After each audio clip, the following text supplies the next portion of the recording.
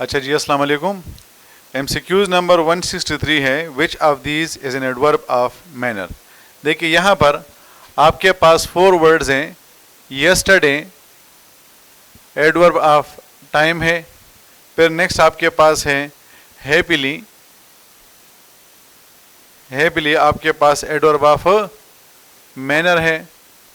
Next आपके पास आता है वेरी, ये वेरी असल में एम्फेटिक एडवर्ब है, या आप इसे एडवर्ब ऑफ डिग्री में भी शामिल कर सकते हैं। और समटाइम्स आपके पास क्या है, ये एडवर्ब ऑफ टाइम है। अब ये आपके पास जो है वो क्या है, ये समटाइम आपके पास एडवर्ब ऑफ टाइम है और आपके पास जो है वो एडवर्ब ऑफ फ्रीक्वेंसी भी शो करता है, मतलब कि इस काम को हम कितनी मरतबा करते हैं।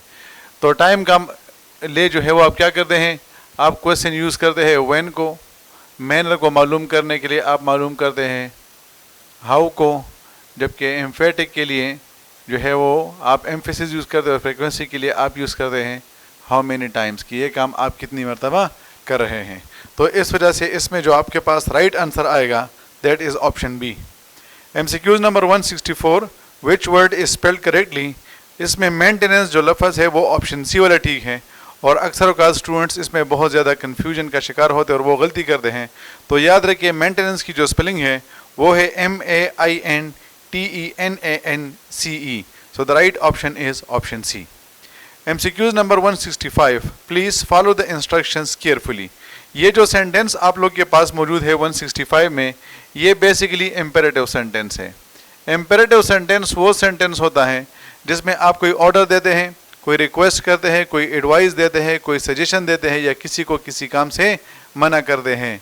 अब भाई इसमें मेन पॉइंट ये होता है कि आप इसमें सब्जेक्ट को छुपाते हैं, सब्जेक्ट इसमें इम्प्लिसिट होता है। बाकी जो सेंटेंसेस होते हैं उसमें सब्जेक्ट एक्सप्लिसिट होता है, मतलब ये कि हमें उसमें सब्जेक्ट नज़र आता है। अब इसमें हम जब सब्जेक्ट को छुपाते हैं तो इसका मतलब ये हुआ कि हमने इसको वर्ब से शुरू करना है।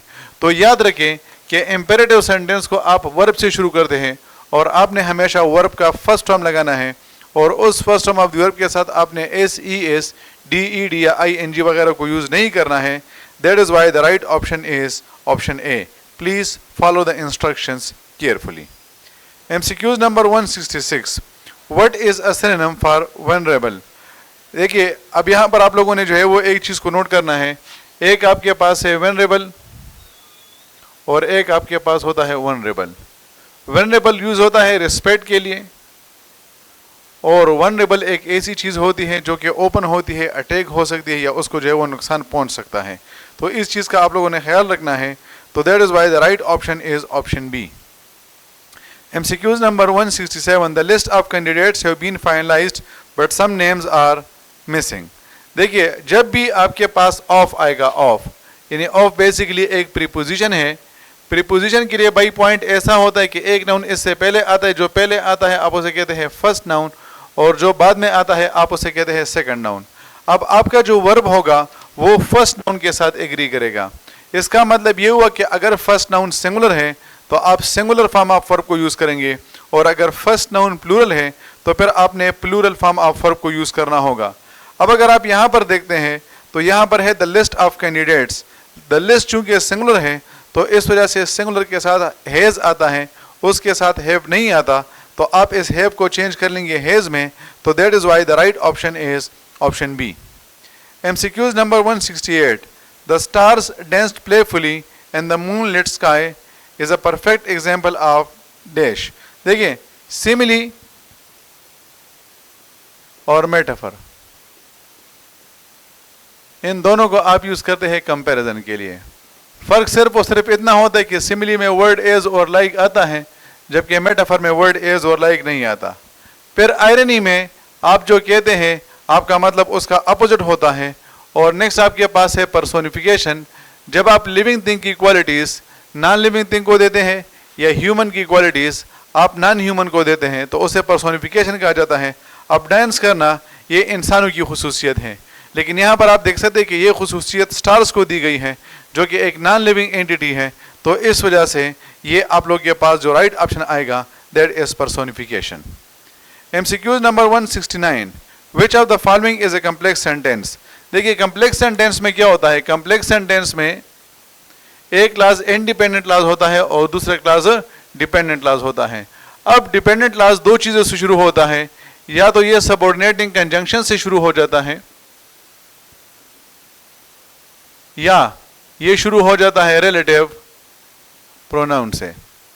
अब भाई पॉइंट ये है कि जब एक इंडिपेंडेंट क्लास होता है और एक डिपेंडेंट क्लास होता है तो आप उसे कॉम्प्लेक्स सेंटेंस कहते हैं। याद रखें कि ज़रूरी नहीं कि हमेशा इंडिपेंडेंट क्लास पहले आएगा और डिपेंडेंट उसके बाद आएगा, बल्कि ऐसे भी हो सकता है कि डिपेंडेंट क्लास पहले आ जाए और इंडिपेंडेंट क्लास उसके बाद आ जाए।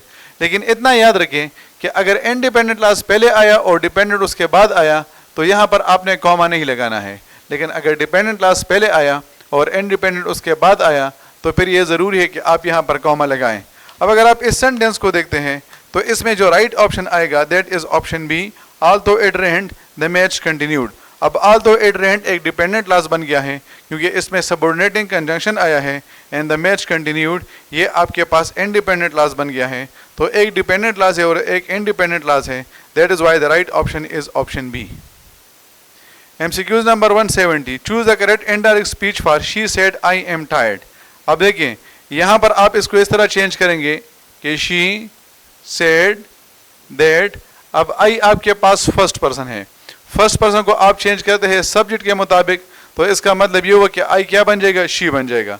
अब आपके पास है एम टायर्ड, ये सेंटेंस प्रेजेंट टेंस में है और रूल के मुताबिक प्रेजेंट टेंस को आप चेंज करेंगे पास्ट टेंस में, तो इस वजह से एम को आप चेंज कर लेंगे वाज में, और टायर्ड तो आपके पास अपनी जगह पर रहता है क्योंकि मेन वर्ब के साथ हम इसमें कुछ भी नहीं करते। तो that is why the right option is option B.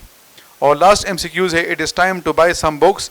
अब ऐसा सेंटेंस जिसके स्टार्ट में इट इज टाइम या इट वाज टाइम आता है तो इसका रूल ये है कि इट इज टाइम ही रहेगा और इट वाज टाइम ही रहेगा। मतलब ये हुआ कि सेंटेंस का जो स्टार्टिंग हिस्सा है आप उसमें किसी किस्म के चेंजेस नहीं करेंगे। फिर आप उसके बाद लगा लेंगे फॉर, फिर आप उसके बाद लगा लेंगे ऑब्जेक्ट, ऑब्जेक्ट के बाद आ जाएगा टू बी और टू बी के बाद आ जाएगा third form of the verb. अब अगर इस सेंटेंस को हम देखते हैं तो इट इज टाइम ही रहेगा, इसमें हमने किसी किस्म के भी चेंजेस नहीं करने हैं। फिर क्या आ जाएगा, फॉर आ जाएगा। अब इसके बाद आएगा ऑब्जेक्ट, तो ऑब्जेक्ट यहाँ पर क्या है, यहाँ पर है सम बुक्स। अब क्या आएगा, टू बी आएगा, और फिर यहाँ पर आया है बाय, तो बाय का थर्ड फॉर्म है बॉट, तो ये आपके पास हो जाएगा it is time for some books to be bought. So the right option is option B. Thank you very much. अल्लाह हाफिज।